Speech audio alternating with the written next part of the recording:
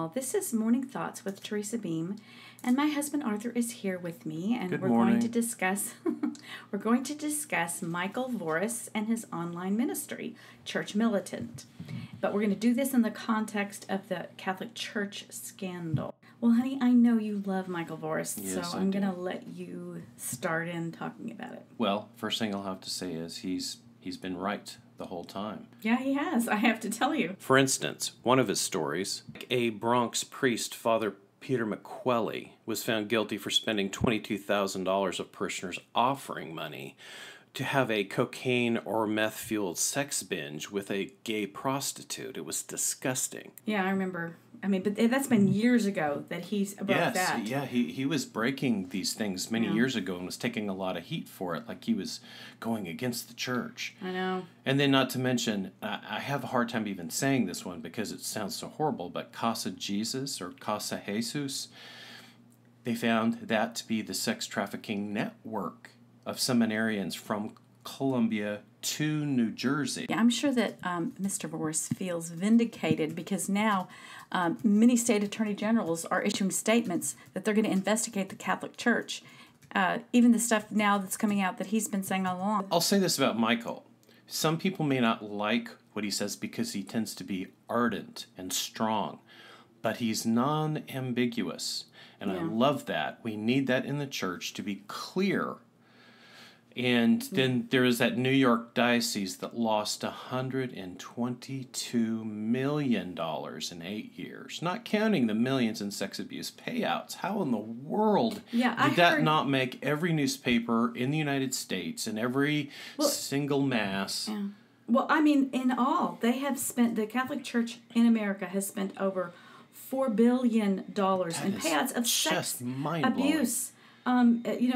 People who had been sexually abused by priests, they ended up, and that's all offering. Where did that come from? It was all Catholics offering. Right. So, and then there was the Father Dennis Ritter. He was a priest in Dunkirk. Has 2 ongoing sexual charges of sexual abuse of altar boys. Yeah, that's ongoing. A lot of these happened many years ago. But and then, of course, the highly suspicious death of Father Marino right after he said he was going public with his knowledge of sex abuse in New York City. Yeah, nobody else is covering the things Michael is covering. Right. I watch Michael Voris. He brings this stuff out. You don't hear it in any local news or big news. Once in a great while, if it's big enough, you might see Fox News or CNN do a little teeny snippet late at night. I noticed that even Church Militant was used as the source for the Father Kalchek. Is that yes, his name? I remember. His Father Kalchek incident. Where I don't know the whole incident, but I know that like Cardinal, how do you say, Supich? I've been calling him Cupich, but anyway, Supich is persecuting this priest who was sexually abused by a priest when he was a seminarian. And he's wanting to throw him into some kind of terrible psych ward because he... The priest, yeah. The priest, because he was abused and brought it up. Yeah, Heaven forbid him ever bring it up. Yeah. That is just so sad. Well, but the whole point is the church says that they're going to be helping these men that have been sexually abused and children and they're... When it comes right down to it, boy, if you disagree with Cardinal Supich or any of the bishops, they're going to get back at you.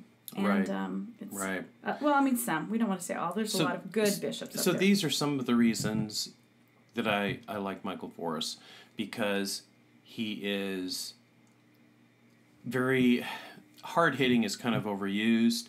He's not ambiguous about what he says. He steps up and makes the statement, makes the story. He's not diplomatic, which gets him in trouble, but is wonderful for a lot of people to hear. He's not scared to say what's actually going on, and we need to know that. We need to be able to fix that. Yeah, we have family members and friends that are not so fond of him. That's for sure. Evidently, some guy on EWTN's radio show called Michael a devil. And says that he demonizes, that Michael demonizes people, which I thought the irony of that was pretty funny. It is ridiculously funny. And even good people, can be pretty oblivious to their own hypocrisy, I guess. I also know of several people, including women, who have come into the Catholic faith because of Michael's ministry. So that was really important to me when I was coming into Catholicism, was when I would watch Michael Voris, there was a very clear line of truth that he would speak, but then he would back it up, he would prove it, he would show you the sources that he got this from, and everything he ever has said theologically has been accurate. And that's what I really appreciate. Coming out from where we came from, that meant a lot to me. Yeah, and besides all this about the sex scandal, Michael's ministry has a lot of other videos that have nothing to do with anything controversial. Yes. They did this One True Faith, which that was is amazing. Excellent. Yeah, amazing. That was one of the things that really helped me a lot. Well, many Catholics hate Michael's tone and say that he's always negative and pushing the idea of hell. Right. Well, for sure, he's not for everyone.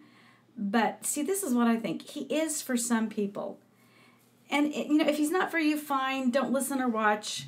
But, there are people who truly need his more harsh, what's a better word than harsh? He has a harsh tone. He's straightforward and he's not politically correct. He just says it. And, some people can I call it clear. Yeah, pointed. And some people take it negative. But you know what? God has given him a ministry for some people. And, yes, if he's not for you, that's fine. But those people who he's called it to bring to the Lord, their souls count too. Yes, they do. And so... My soul counts. Thank you very much. Did you need it to be pointed in negative? Yes, I did. Not negative. Well, people look at it and say it's negative. It's not negative. It's just truthful, and it's a horrible thing to be brought forward about all these scandals. People don't want to hear about the scandals. Yeah. They just want to hear about the pretty things in life. Right.